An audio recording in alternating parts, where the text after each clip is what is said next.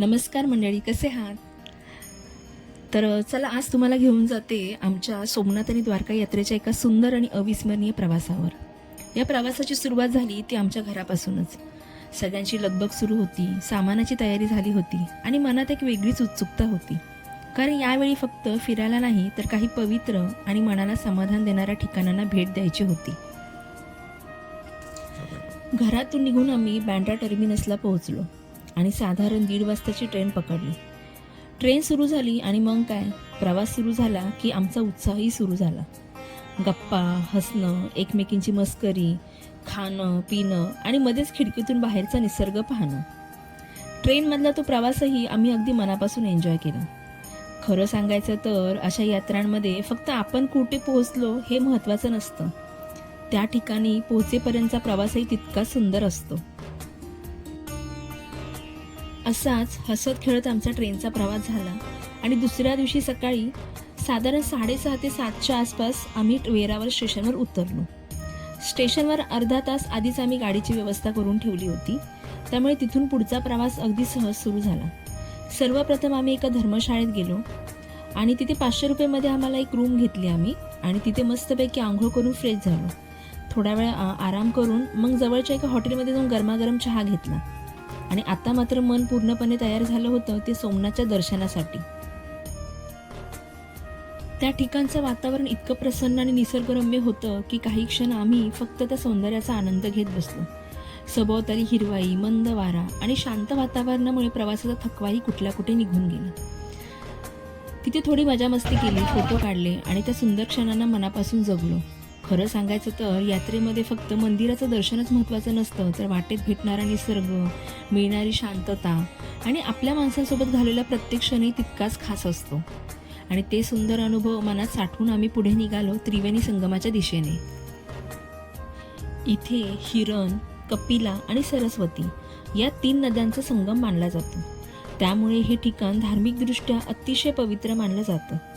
तिथे आम्ही सगळ्यांनी हातात संगमाचं पवित्र पाणी घेतलं आणि मनोभावे ते पाणी अर्पण देखील केलं. त्या क्षणी मनात एक वेगळी श्रद्धा आणि समाधान होतं. हातातून पाणी अर्पण करताना मनातल्या सगळ्या इच्छा, प्रार्थना आणि भावना त्या पवित्र संगमाला अर्पण केल्यासारखं वाटत होतं. या ठिकाणी माशांना खाद्य देण्याची प्रथा श्रद्धेशी जोडलेली आहे. अनेक भाविक जीवदया आणि पुण्याच्या भावनेतून माशांना खाद्य देतात. आपल्या भारतीय संस्कृतीत प्राणीमात्रांबद्दल दया आणि अन्नदानाला महत्त्व दिलं जातं, त्यामुळे भाविकांसाठी हा देखील एक भक्तीचा छोटासा भाग असतो. आम्ही त्या माशांना खाद्य दिलं आणि तो क्षण खूप एन्जॉय केला. खरंच यात्रेमध्ये असे छोटे छोटे क्षण असतात ना, ज्यांचं शूटिंग कितीही केलं तरी त्या क्षणी मनाला मिळालेली जी शांतता असते ना, ती कॅमेऱ्यात पूर्णपणे कैद करता नाही येत. खरं तर या पवित्र स्थानाचं दर्शन होणं हे खरंच आम्ही खूप भाग्य मानलं. म्हणजे मनीधनी नसताना सुद्धा आम्हाला हे दर्शन झालं. खरं तर आमच्यासोबत जे ड्रायव्हर होते त्यांचे मनापासून आभार. या ज्या नद्या आहेत, हिरण, कपिल आणि सरस्वती, या 3 नद्यांचा संगम मानला जातो. असं म्हणतात की सरस्वती नदी आज दिसत जरी नसली ना तरी ती भूमिगत स्वरूपात इथे येते, अशी श्रद्धा आहे. म्हणूनच या संगमाला धार्मिकदृष्ट्या खूप महत्त्व आहे.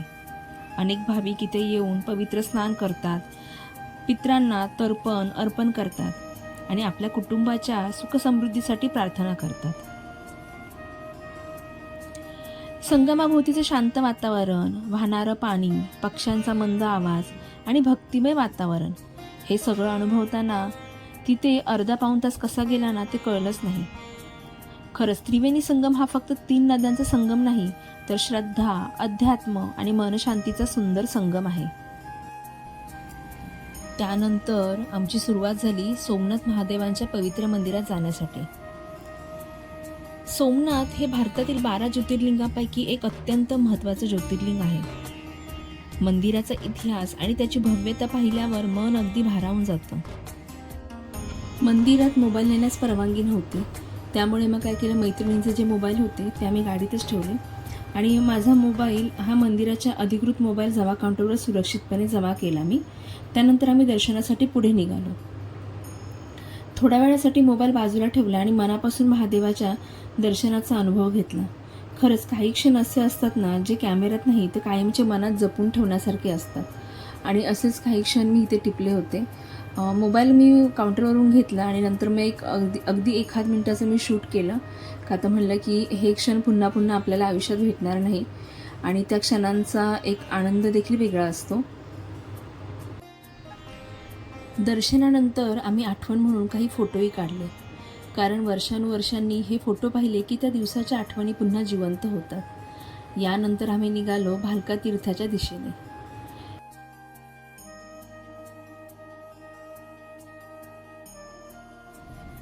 सोमनाथ मंदिराचं दर्शन घेतल्यानंतर आता आम्ही आलो आहोत आणखी एका अतिशय पवित्र आणि ऐतिहासिक स्थळी, भालका तीर्थ येथे. सोमनाथ मंदिरापासून अवघ्या 4 ते 5 किलोमीटर अंतरावर असलेलं हे स्थान हिंदू धर्मात अत्यंत महत्त्वाचं मानलं जातं. अशी श्रद्धा आहे की महाभारतातील एक अत्यंत महत्त्वाची घटना याच ठिकाणी घडली. महाभारत युद्धानंतर भगवान श्रीकृष्णांनी पृथ्वीवरील आपलं अवतार कार्य पूर्ण केलं आणि प्रभास क्षेत्रात आले. याच ठिकाणी एका पवित्र पिंपळाच्या झाडाजवळ ते ध्यानस्थ अवस्थेत विश्रांती घेत होते. त्याचवेळी जरा नावाचा शिकारी शिकार करत होता. दुरून भगवान श्रीकृष्णांच्या पायाचा तळवा त्याला हरणाच्या डोळ्यासारखा दिसला. त्याने लक्ष समजून बाण सोडला आणि तो बाण श्रीकृष्णांच्या पायाला लागला. जवळ गेल्यावर त्याला समजलं की ज्यांना बाण लागला आहे ते साक्षात भगवान श्रीकृष्ण आहेत. तो त्यांच्या चरणी पडून क्षमा मागू लागला. मात्र भगवान श्रीकृष्णांनी त्याला क्षमा करत सांगितलं, हे सर्व नियतीने आधीच ठरवलं होतं. या पवित्र स्थळी उभारलेलं मंदिर श्रद्धा, इतिहास आणि अध्यात्म यांचं सुंदर प्रतीक आहे. मंदिरात भगवान श्रीकृष्णांची बाण लागलेल्या अवस्थेतील अत्यंत सुंदर आणि शांत मूर्ती पाहायला मिळते. त्या मूर्तीसमोर उभं राहिल्यावर महाभारतातील तो प्रसंग जणू डोळ्यासमोर उभा राहतो. स्थानिक श्रद्धेनुसार याच परिसरात भगवान श्रीकृष्ण ध्यानस्थ अवस्थेत बसले होते. त्या पवित्र स्थानाची आठवण कायम राहावी म्हणून हा परिसर अत्यंत सुंदर पद्धतीने जतन करण्यात आला आहे. काही क्षण इथे थांबलो तरी मन आपोआप भक्तिभावाने भरून येतं. भालका तीर्थापासून अवघ्या 1.5 किलोमीटर अंतरावर देहोत्सर्ग तीर्थ आहे.